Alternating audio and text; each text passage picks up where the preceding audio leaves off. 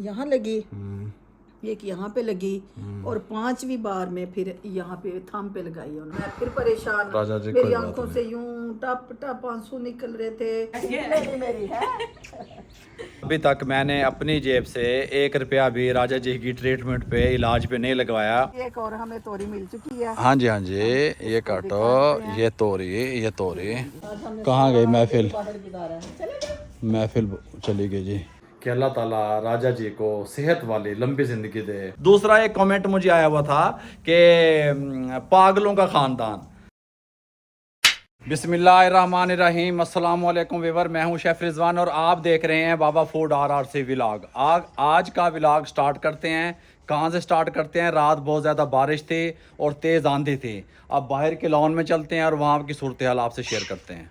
जी राज जी आ जाओ, आ चौक के लिया, कैंची भी लिया, टोकरी भी लिया, कुर्सी भी लिया राज जी वास्ते। आज हम फिर सब्जी तोड़ने जा रहे हैं अपने बगीचे में, गार्डन में। सब्जी तोरियां, करेले, टिंडे, बैंगन। टिंडे नहीं है। हाँ क्या चीज़ है? काली तोरियां और मिर्चें हैं बस। अच्छा। और 2 दिन से इतनी गर्मी थी। ओए ए की होया ए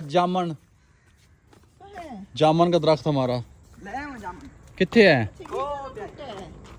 की हो गया? टूट किवें गया? ये लें जी, ये हमारा नुकसान हो कौन गया। सी न्यूज़ कहते हैं उसको? बैड न्यूज़ है जी। ये देखें जी, हमने कब से कितनी मेहनत करके ये आपको ये दिखाऊं मैं ज़रा यहाँ से। ये इस तरीके से थी, ये देखें, ये इतना बड़ा दरख्त बन गया था और फिर ये क्या हुआ, अंधेरे में रात टूट गया। इतनी ज़्यादा तेज़ आंधी थी, आंधी में टूट गया ये। चल हटा दे इन्हों यार, नीचे से फिर इंशाल्लाह निकल आएगा। इंशाल्लाह नीचे से निकला पड़ा। ये देखो ये वो खाएं। ये निकला पड़ा है। ये निकल आ रहा है सारा। हाँ निकल आएगा राजी। ये पता है क्या मसला है, जामुन की ये जो होती है ना लकड़ी, ये पहले ही बड़ी कमजोर होती है, तो फिर ये लंबा गया हुआ था, ज्यादा अकेला था वो। लो जी, ये हमारा जामुन का जो पौधा था, 2 साल की मेहनत थी जो एक दफा में टूट गया। बैंगन नहीं हुए राजी, तोरियां देखते हैं कितनी हुई हैं। ये पक गई ना, कहते हैं तोड़ के पका के देने हैं। वो खा मैंने एक को एडी बड़ी तोरी क्या करते हैं, ऐसी हो जाती हैं। ये देखें पाकी जी। चक बन। चलो और जड़ियां ने तोड़ो। ये देखें जी, कितनी आप ओए विखाई मैनू कैमरे च पहले। देखा हाँ तोड़ इनू। मुझे तो मैं तोड़ती हूँ। यहाँ से टूटेगी ना या पीछे से टूटेगी? यहीं से यहाँ से तोड़। हाँ जी तोड़ जी, काटो जी काटो। बिस्मिल्लाह। टोकरी किधर है? टोकरी वो पड़ी। ये पड़ी है जी। और कहाँ हफ्ता दिखा मुझे। जी एक और हमें तोरी मिल चुकी है। हाँ जी ये काटो, ये तोरी। और कहाँ पे है? ये क्या है आंटी? लो जी। तोड़ने के नीचे है। अच्छा ऊपर की है। हाँ जी लो राजी, लो जी लो। ठीक हो गया? 3 हो गई। ओए हो माशाल्लाह। खलो जा। हाँ तोड़ो भाई। वो देखो जान, वो रेड लाल होगी, छोटी छोटी कितनी प्यारी लग रही है। माशाल्लाह। ये देखो। राजी खुश हो आप? हाँ आज मौसम बड़ा प्यारा है माशाल्लाह ना। रात बारिश हुई है, हवा चली है, तो आज तो सारा दिन हमने बाहर ही गुजार दिया अल्हम्दुलिल्लाह। अच्छा जी, यहाँ पे हमारे पास आ चुकी हैं ये 4 अदद तोरियाँ और ये सब्ज़ मिर्चें और रेड मिर्चें दोनों तोड़ ली। ये एक टाइम का खाना जो राज जी की प्लेट है ना वो तैयार हो जाएगी। और मिर्चें भी चौक थलों जो लंबी है ना वो तोड़ लो राजा जी। ये तमाम देखने वालों के नीचे कमेंट आ रहे हैं, आपकी तबीयत के बारे में पूछ रहे हैं। अल्हम्दुलिल्लाह आप सब लोगों की दुआओं से मैं काफ़ी बेहतर हूँ। कितनी बेहतर हो? अल्लाह का शुक्र है, काफ़ी बेहतर हूँ। कल राजा जी ने और हमने फिर हॉस्पिटल जाना है। कल राजा जी कल की मेरी चौथी कीमो स्टार्ट होनी कीमो है जी। और आज जो है ब्लड टेस्ट जो है वो आज अल्हम्दुलिल्लाह। यहाँ पे जी पूरी महफिल लगी हुई है। कहाँ गई महफिल? महफिल चली गई जी। गुड़िया बाहर बैठी है और रामेश बैठा होगा। अच्छा ले गया है। आप मेरे जाते ही अम्मी की सीट बोल के बैठ गए। मेरी है मेरे लिए निकाला था।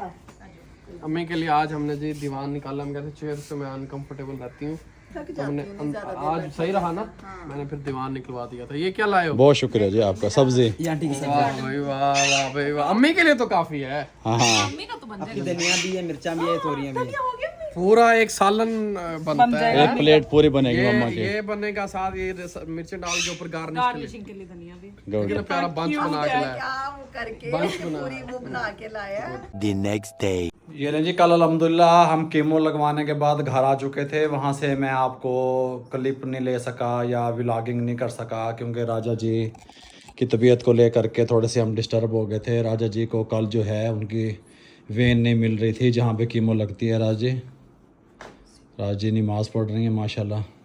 ये राजा जी के लिए मैंने भी सेब का जूस बना के दिया है जी। अल्हम्दुलिल्लाह राजा जी ने नमाज़ अदा कर ली है। और कल का जो प्रोग्राम था वो कुछ इस तरीके से था कि हमारे सब के मूड ऑफ इसलिए थे कि राजा जी की वेन नहीं मिल रही थी। चौथी कीमो स्टार्ट हो चुकी है, तो उस टाइम पे कीमो की वजह से कुछ वेन्स वगैरह भी जो है वो सिकुड़ती हैं बकौल डॉक्टरों के, इस वजह से भी नहीं मिल रही थी। और डॉक्टरों ने कहा था कि ये एक बॉल से एक्सरसाइज करनी है आपने इस तरीके से, वो भी राजा जी नहीं कर रही थी। राजा जी ये लो ये बॉल, इससे वो भी नरम वाली भी देता हूँ मैं आपको। इससे एक्सरसाइज करनी है और हीटिंग पैड से उन्होंने कहा है कि बाजुओं पे हीट करनी है और मसाज करवानी है। इस दफ़ा पता क्या हुआ है, मैंने ना इस वीक मसाज काम करवाई, दिखाओ राजा, तो पता नहीं शायद उसकी मुझे भुगतनी पड़ गई। ये देखें एक यहाँ पे लगी, एक मिनट, हाँ जी, एक यहाँ पे लगी और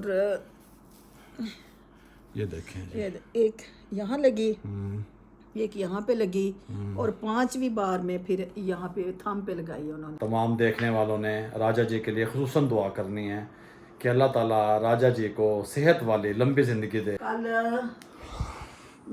मेरा बहुत बुरा हाल हुआ है, बहुत ज़्यादा। खुद वो जो लगाने वाली थी डॉक्टर, वो बेचारी परेशान हो गई थी कि ये क्या हो रहा है। एक नहीं दो नहीं, मैं जब भी वो लगाने लगती मैं कहती अल्लाह तेरा शुक्र है बस लग जाए। अभी वो सुई लगा ही रही होती थी और दूसरे लम्हे कह देती थी कि ब्रूज बन गया जी, ये तो नहीं चलेगी। मैं फिर परेशान, मेरी आंखों से यूं टप टप आंसू निकल रहे थे यार। सारी तकलीफ मेरी एक तरफ, ये जो मुझे वेन नहीं ना मिलती, यकीन करें इसकी मुझे बहुत तकलीफ होती है। और फिर कल तो हद ही हो गई ना, एंड पे फिर यहाँ पे लगाई, फिर मुझे सर्दी लगना स्टार्ट हो गया, मेरा पूरा जिस्म कांपना शुरू हो गया। फिर उन्होंने पता नहीं पैना डाल के भी वो लगाई, ड्रिप लगाई, फिर क्या किया। उसके बाद फिर मेरी थोड़ी सी तबीयत संभली। फिर पेट में इंजेक्शन लगता है एक, हड्डियों के लिए जो होता है, हड्डियों के लिए, वो वेन में नहीं ना लगाते कि वेन मेरी मिलती नहीं है, वो फिर महंगा इंजेक्शन देते हैं, वो फिर पेट में लगता है कि वेन नहीं मिलती। एक इंजेक्शन कल राजा जी के जो है वो अंगूठे पे उन्होंने ड्रिप लगाई है। कीमो की जो ड्रिप होती है वो 1.5 घंटे से 2 घंटे लगते हैं कीमो का जो प्रोसेस होता है उसमें से गुजरते हुए। तो थंब पे वेन ढूंढ के यहाँ पे लगाई है, तो इनको उसकी वजह से काफ़ी तकलीफ हो रही थी। आप सब ने राजा जी के लिए ढेरों दुआएं करनी है। डॉक्टर को लगा 3-4 इकट्ठी हुई थी नर्सें, उनको 1.5 घंटा लगा कल मेरी वेन ढूंढने में। अल्लाह खैर करे, अल्लाह उन्होंने और किसी और डॉक्टर को बुलाया है, अल्लाह खैर करे। उसने फिर ये मेरे थंब पे लगाई है, फिर मुझे वो कीमो कर लगी है। जी राजा जी, हम अपने गार्डन में आ चुके हैं, लॉन में, क्या कहेंगे इसे जो घर के अंदर होता है, मिनी गार्डन में आ चुके हैं। और ये गाड़ियाँ रही, ये 2-3 गाड़ियाँ हैं, ये अली सेल कर रहा है। अगर किसी भाई को चाहिए हो तो वो अली से रब्ता कर सकता है जी। ये अली का महकमा है, हमारा नहीं है। आज जी हमारा महकमा है सिर्फ गाड़ियों पे बैठ के सफ़र करना, ठीक हो क्या। बकाया सेल परचेज़ करना, लेना देना करना वो अली को पता है। एक ये गाड़ी मैंने आपको दिखाई, अली सेल आउट कर रहा है। और एक गाड़ी वो खड़ी, एक गाड़ी ये वाली अली सेल आउट कर रहा है, ये वाली, ठीक हो गया जी। अच्छा जी, आज कुछ चीज़ें राजा और मैं आपसे शेयर करना चाहते हैं कीमो को लेकर के। राजा जी को जो कीमो लगती है ना, वो मकसद है कि पूरी एक कीमो 1 महीने में नहीं लगती, वो हाफ करके लगाते हैं। मकसद है कि हर 15 दिन के बाद इनको कीमो लगती है और 1 महीने के बाद एक साइकिल उनका पूरा कंप्लीट होता है। 7 बार राजा जी को कीमो लग चुकी है। अगर हम वैसे देखें तो उसको तो वो चौथा साइकिल जो है उसका वो शुरू हो चुका है। 1 बार और लगेगी तो फिर ये 4 साइकिल कंप्लीट हो जाएंगे। 8 बार कीमो लगी तो फिर 4 साइकिल पूरे हुए। क्योंकि वो मेरा इम्यून सिस्टम कमज़ोर है, मेरी बॉडी बर्दाश्त नहीं कर सकती कि वो पूरी कीमो एक ही बार लगाएं, तो वो हर 15 दिन के बाद लगाते हैं। महीने में मेरी फिर 1 कीमो पूरी होती है। दूसरी, आप लोग ये पूछ रहे थे कि हम किस तरीके से इनको ले करके चलते हैं, तो मैं आपको ये बताता चलूँ कि जो भी इनके लेबॉर्ट्री से टेस्ट वगैरह होते हैं, जिसको भी टेस्ट के लिए जो लड़का घर आता है उसको बुलाना होता है, उसको गाइड करना होता है। इनके टेस्ट कौन कौन से होने हैं, एक 7 दिन के बाद होते हैं, एक 15 दिन के बाद होते हैं। ये जितने भी टेस्ट हैं और इनकी जितनी भी डाइट है ये गुड़िया देख रही होती है। ठीक हो गया। दूसरा जो है कि हमारे घर की ग्रॉसरी जो है और जो हमारी गाड़ियों की मेंटेनेंस है, उसका पेट्रोल डीजल जो कुछ भी है ये अली की रिस्पांसिबिलिटी में आता है, ये अली देख रहा होता है। जो भी खर्चा राजा जी की ट्रीटमेंट पे आता है, राजा जी के इलाज पे खर्चा आता है, वो रामिश देख रहा होता है, रामिश कर रहा होता है। और अभी तक मैंने अपनी जेब से 1 रुपया भी राजा जी की ट्रीटमेंट पे इलाज पे नहीं लगवाया। इसका मकसद क्या है? आप मेरा ख्याल रखते हो। मैं क्या ड्यूटी आप बताओ। मैं अपनी ड्यूटी भी बताता हूँ। पहले मैं थोड़ा सा आपको बता दूँ इसका मकसद क्या हुआ। इसका मकसद यह हुआ कि मैंने अपने बच्चों को, अपने बेटों को एक बात समझाई। मैंने कहा अपनी जवानी के 7-8 साल आप मेहनत कर लो, तो अगले 70-80 साल बैठ के आराम से तसल्ली से आप लोगों को टेंशन नहीं होगी, बुढ़ापे में खा लोगे। अगर आप लोग अभी 7-8 साल जवानी दे जे में कहते हैं भी अयाशी कर लो, तो फिर बाद में मैंने कहा आपके लिए प्रॉब्लम होगी, परेशानी होगी। तो उन्होंने अभी मेरी बात मान के फ्रंट वाले जो जवानी के 7-8 साल हैं उन पे वो मेहनत करते हैं। और अल्हम्दुलिल्लाह जितना भी इसका खर्चा है कि आपको पता है कि कैंसर कितना खर्चा होता है, कैंसर के इलाज पे कितना खर्चा होता है, और वो भी प्राइवेट, उसका खर्चा रामिश कर रहा होता है। अच्छा जी, आप पूछेंगे फिर बाबा जी सारा कुछ तो रामिश और अली करते हैं और गुड़िया करती है, तो फिर आप क्या करते हैं? मैं भाई कुछ भी नहीं करता, मैं सिर्फ इनकी देखभाल करता हूँ बच्चों की। और कहीं पे मेरी ज़रूरत पेश आए किसी बड़े काम में वहाँ पे मैं जाता हूँ, या कहीं पे कोई एसेट बनाना होता है, या कोई चीज़ इन्वेस्ट करनी होती है, या कोई चीज़ परचेज़ करनी होती है, वहाँ पे मैं जाता हूँ। फिर मैं वो बच्चों को परचेज़ करके लेके गिफ्ट कर देता हूँ। गल समझ आ रही है? इसलिए मैं आप लोगों को तमाम को ये बात बताने का मेरा मकसद ये था, मैं बताना ये चाह रहा था कि जो बातें मैं बताता हूँ मैं अपने एक्सपीरियंस से बताता हूँ, 16 अन्य ठीक बताता हूँ। आप अपने बच्चों को अपने काम पे लगाएं, किसी ऐसे काम, छोटे छोटे काम पे लगाएं। ज़रूरी नहीं कि आप बड़े काम से शुरू करें, मैंने भी छोटे काम से शुरू किया था। छोटे छोटे काम से शुरू करें ताकि वो अर्निंग शुरू करें, ताकि आपके घर के हालात बेहतर होंगे। अल्लाह ना करे, खुदा ना करे, कभी भी कैंसर को छोड़ें, कोई भी आपके घर में मसला मसाइल आता है, किसी खुशी गमी को लेकर है, शादी को लेकर के है, किसी को लेकर के है, ताकि वो आप बासानी उसको हल किया जा सके। वो हल कौन करेगा? वो रिश्तेदार या ख़ानदान वाले, ये लोग तो करेंगे नहीं, वो पैसा करेगा। तो आपको चाहिए कि आप जो नौजवान मुझे सुन रहे हैं, तो आप बजाय इसके कि घर में बैठे रहें और बड़ा करने की सोचते रहें, छोटे से शुरू करें और अपने घर के हालात को बेहतर करें। आप कितने साल जो है वो रिश्तों पे इन्वेस्टमेंट करते हैं, अपना कीमती वक्त, वसाइल, पैसा, जज्बात, एहसासात, प्यार, मोहब्बत, चाहत है, उल्फत, चावा बाकरियाँ खा रही हैं, फिर उसका आपको क्या मिलता है? आप 8-10 साल 15 साल इन्वेस्ट करते हैं, कुछ भी नहीं मिलता भाई। मेरी एक बात याद रखिएगा, गलती हमेशा वो शख्स करता है या नाकाम वो शख्स होता है जो काम करने की कोशिश में लगा रहता है। जो निकम्मा कोशिश ही नहीं करता, निकम्मों की तरह घर बैठा रहता है, उसको ना हारने का पता, ना उसको ये पता कि मैंने कोशिश की, ना उसको ये पता कि मैंने क्या किया क्या नहीं किया। जो बंदा भी कोशिश करता है, हालात से लड़ता है, उसको इन सब चीज़ों का पता होता है। निकम्मे तो दूसरों के ऐप निकालने में सारी ज़िंदगी गुजार देते हैं, उन्हें इंज किता, उन्हें उंज किता, उन्हें इंज किता। दूसरा एक कमेंट मुझे आया हुआ था कि पागलों का ख़ानदान, तो वो मैं ये कहना चाह रहा था उसमें, वो जिस भाई ने भी मुझे वो कमेंट किया उसको मैं सलूट करूँगा। फिर मैं 10-15 मिनट के लिए कुर्सी पे बैठ गया सोचने के लिए, भी यार इसको कैसे पता चला कि हम पागल हैं? मैं सोचता रहा भी यार करीब से जानता है भाई, वो क्यों करीब से जानता है, इसको कैसे पता चला कि हम पागल हैं? मेरे भाई हम हैं पागल। अगर अपनी फैमिली का ख्याल करना पागलपन है तो मैं पागल हूँ। अगर अपने बच्चों को हासदीन से, मुनाफिकीन से बचाना पागल है तो मैं पागल हूँ। लेकिन आपने एक चीज़ गलत लिखी, आपने लिखा पागलों का ख़ानदान। ख़ानदान तो मेरा ख्याल है उसे नहीं कहते जहाँ पे एक ही हवेली में 5-7-8 घराने रह रहे होते हैं, फिर उनके बच्चे भी उसी में रह रहे होते हैं, फिर उन बच्चों के बच्चे भी वहीं पे रह रहे होते हैं, फिर वहाँ पे जोड़ तोड़ चल रहा होता है, फिर सियासतें चल रही होती हैं, फिर इधर की आग उधर, उधर दी इधर चल रही होती है। खानदान तो मेरा ख्याल उसे कहते हैं जहाँ पे काफी सारे लोग इकट्ठे रहते हैं। हम तो अकेले हमें फैमिली लिखना चाहिए था, हम तो अकेले हैं, हम तो मियाँ बीवी और बच्चे, ये फैमिली बनता है। नेक्स्ट आपने जब भी लिखना है तो आपने लिखना है पागलों की फैमिली। यार खानदान को तो इतने बड़े को बुरा नहीं ना कहो, उन्हें तो पागल उन्हें ना तो पागल ना बनाओ, वो तो खानदान तो वो तो अक्लमंद होते हैं खानदान वाले।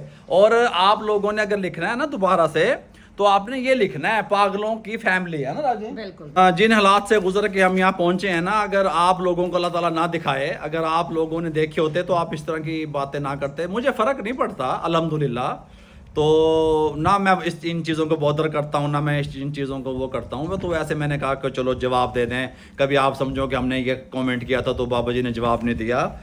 अच्छा, आप अगर अपने मुश्किल वक़्त में समझते हैं कि आप तन्हा हैं, आपके साथ कोई नहीं है, तो आप वो जगह फ़ौरन छोड़ दें, फासले इख्तियार कर लें, दूरियां इख्तियार कर लें, बजाय लड़ने से झगड़ने से अपने आप को अलग थलग कर लें, आप कामयाब हो जाएंगे। वो जगह जहाँ पे आपकी इज़्ज़त नहीं होती, रिस्पेक्ट नहीं होती, आपको माना नहीं जाता, आपकी कामयाबी को नहीं माना जाता, हसद किया जाता है, जहाँ पे मुनाफकत होती है, राजा जी क्या कहती हो आप, जहाँ पे आपकी हौसला शिकनी होती है, आपकी इंसल्ट होती है, आपका मजाक उड़ाया जाता है, आपकी सलाहितों को नहीं माना जाता, ऐसी जगह को फौरन से उसको ये नाम दे दिया जाता है कि इनका फुद्दू लगा हुआ है। हाँ जी, ये नहीं कहते कि इन्होंने मेहनत की है, ये कहते हैं कि इनका तो फुद्दू लगा हुआ है। अब फुद्दू पता नहीं क्या लफ्ज होता है, मैंने तो सुना है ये, हमने तो मेहनत की है, लोग समझते हैं इनका फुद्दू लगा हुआ है। और जो आपकी सलाहियतों को नहीं मानता उस जगह को फौरन छोड़ दें। सब लोग माशाल्लाह मेरी बात को सुनते हैं। मैं जब हॉस्पिटल में जाता हूँ, हॉस्पिटल से मुझे याद आ गया, मैं जब हॉस्पिटल में जाता हूँ वहाँ पे मैं तमाम लोगों को, देखने वालों को मिलता हूँ। वहाँ पे पता है आपको, सुबह 10 बजे हम जाते हैं, जिस दिन इनकी कीमो होती है, डॉक्टर साहबा का टाइम होता है, उस दिन हम 9 बजे घर से निकलते हैं, 10 बजे डॉक्टर का टाइम होता है, एक दिन पहले उसकी हम तैयारी करते हैं। वहाँ से 5 बजे हमें वापस आना होता है, 2-2.5 घंटे इनको यहाँ पे सिरिंज लगी रहती है, कीमो लगती है। जब घर हम आते हैं या कोई भी पेशेंट घर आता है, फिर जो दूसरे तीसरे लोग पूछने वाले होते हैं, आपको कुछ मैनर का पता है कि किसी के घर जाके किस तरह पूछा जाता है, हैं? या आप ये सारे इकट्ठे होके 9 बच्चे साथ लेके, मियाँ बीवी, चाचे मामे ताए खाले नाने पापी, सारे उसके घर चले जाते हैं। क्यों जाते हैं भाई आप लोग? वो पेशेंट है, उसको आराम की ज़रूरत है, उसको पॉजिटिव बातों की ज़रूरत है, आप नेगेटिव बातें उसको बताने चले जाते हैं। आपके पास उन लोगों की लिस्ट होती है जो कैंसर से मर चुके होते हैं, उन लोगों की लिस्ट नहीं है जो कैंसर से बच गए हैं। वो कैंसर से किस तरीके से बचे कि उन्होंने बर वक्त इलाज करवाया, अल्लाह ने उनकी मदद की। और ये जो लोग मर चुके होते हैं उनकी लिस्ट बना के उसी पेशेंट को आप सुना रहे होते हैं। आपको कोई बैनर नहीं है, कोई तरीकाकार नहीं है कि आपने पेशेंट के घर जाके किस तरह जाना है, कितने टाइम के लिए जाना है, कैसी बातें करनी है, क्या लेके जाना है। किसी पेशेंट के घर जाने का कोई असूल होना चाहिए। हाँ जी, वहाँ थोड़ी देर बैठो और उससे मरीज से अच्छी बातें करो, हाँ और उनके घर वाले जो उसकी मिसेज है या और है उसको चूल्हे पे खड़ा ना कर दो, हाँ हमारे लिए खाना बनाओ, चाय बनाओ। वो बेचारे अपने मरीज का, अपने हस्बैंड का या भाई है जो भी है, वो उसकी देखभाल करे, हॉस्पिटल में सारा दिन उसके साथ गुजारे, या आप लोगों के लिए आके और मैंने हॉस्पिटल में जब भी देखा है, या तो मैंने बीवी के साथ खामिद को देखा है, या खामिद के साथ बीवी को देखा है, या माँ के साथ बेटे को देखा है, या माँ के साथ बेटी को देखा है, या बेटी के साथ माँ को देखा है। इसके अलावा मैंने किसी रिश्ते को नहीं देखा। वहाँ पे पैसा लगता है, ठहरना पड़ता है, टाइम लगता है, कौन खिलौता है। जब पेशेंट घर आ जाता है, हाँ जी, तो वहाँ मजे लेने पहुंच जाते हैं, मजे लेने के लिए पहुंच जाते हैं। अरे कुछ लेके जाया करो पेशेंट के लिए, सेब अनार है, कोई उसके साथ हेल्प किया करो। हाँ, एक बात और बताऊं, जो आपकी हेल्प कर रहा है, आपके घर राशन पहुंचा रहा है और आपको इलाज के अंदर भी मदद कर रहा है, कोई भी आपके खानदान में कोई रिश्तेदार, उसकी बात आप सुन सकते हैं, वो कोई मतलब नहीं। वो बंदा कोई गाल कर भी देवे तो सुन लो, वो मुफ्त की बातें ना सुना करें, अपने ऊपर फोकस किया करें। मैं ओवरऑल समझाने की बात कर रहा होता हूँ, बीच में 1-2 लोग ऐसे हैं जो इस बात को जबरदस्ती खींच के अपनी तरफ लेके आ जाते हैं। अगर आप लोगों ही ने, तो वो जो 1-2% लोग मुझे पसंद नहीं करते, वो वेरी गुड, जबरदस्त, अच्छी बात है कि आप लोग, वो मुझे जो 1-2% लोग मुझे पसंद नहीं करते, उन्हीं की वजह से तो मैं यहाँ पे हूँ। बात समझ आ रही है? उन्हीं कमेंट की वजह से, उन्हीं की वजह से तो मेरे अंदर हिम्मत पैदा हुई है कि अल्लाह ताला मुझे इतनी हिम्मत दे कि अल्लाह ताला ने फिर मुझे हिम्मत दी। जिन्होंने मुझे तकालीफ दी, जिन्होंने मेरी इंसल्ट की, जिन्होंने मेरी फैमिली की इंसल्ट की, अल्लाह ताला ने, इसको कहते हैं मकाफात अमल, जो मैं बता रहा हूँ, अल्लाह ताला ने मुझे उन्हीं के सामने कामयाब करके खड़ा कर दिया। ठीक हो गया, इसको कहते हैं मकाफात अमल। सब्र किसको कहते हैं? जब अल्लाह ताला आपको उनके सामने ताकतवर बना के खड़ा कर दे, जिन्होंने आपके खिलाफ साजिशें की, आपको गिराने की कोशिश की, फिर आप ताकतवर होते हुए बदला लेने की सलाहियत भी रखते हैं, आपको बोलना भी आता है, लोग आपको सुन भी रहे होते हैं, फिर भी आप सब्र कर लें, इसको कहते हैं खामोश कर रहे हैं, इसको कहते हैं सब्र करना। और दूसरी बात यह है कि हर किसी का एक पैरामीटर होता है, सब्र भी एक हद तक होता है। कभी आप कहेंगे सब्र ही सब्र करी जाओ, जब पानी सर से गुजरता है फिर उसको जवाब भी दें। गल समझ आ रही है? फिर इंसान अपने आप को बचाने की कोशिश तो करता है ना, जब वो डूब रहा होता है। फिर जवाब भी बंदा देवे, ये नहीं कि बस सब्र चाहिए बंदा पे चुप करके। हर शख्स को राजी रखना जो है ना, वो मुनाफिक आदमी का काम है। बासूल और बाज अमीर लोगों से अक्सर लोग नाराज ही रहते हैं, और वो कहते हैं अक्लमंद के लिए इशारा ही काफ़ी होता है। लाजमी मैंने डायरेक्ट किसी को कोई बात करनी है, मैं इलामा इकबाल के थ्रू कहलवा दूंगा, फैज़ अहमद फैज़ के थ्रू कहलवा दूंगा, बुल्ले शाह के थ्रू कहलवा दूंगा, परवीन शाकर के थ्रू कहलवा दूंगा, इन लोगों के थ्रू मैं आप तक बातें पहुंचा दूंगा। मैं आपको कैसे डायरेक्ट बात कर सकता हूँ? क्या कहती हो राजा जी? हैं कोई कहना चाहेंगे कुछ शेर? शेर कहना चाहूंगी। मुझे तो एक सागर सिद्दीकी का शेर याद आता है। सागर सिद्दीकी के जरिए भी कह सकते हैं हम भाई। गुरूर हस्ती ने मार डाला वरना हम लोग भी जी लेते, किसी की आंख का नूर बनकर, किसी के दिल का सरूर बनकर, दियारे पीरे मगा में आकर ये हकीकत खुली है सागर, खुदा की बस्ती के रहने वाले तो लूट लेते हैं यार बनकर। क्या बात है राजा जी, वाह, जबरदस्त जबरदस्त। मुझे और राजा जी को इजाजत दीजिएगा, दुआओं में याद रखिएगा। अल्लाह हाफिज।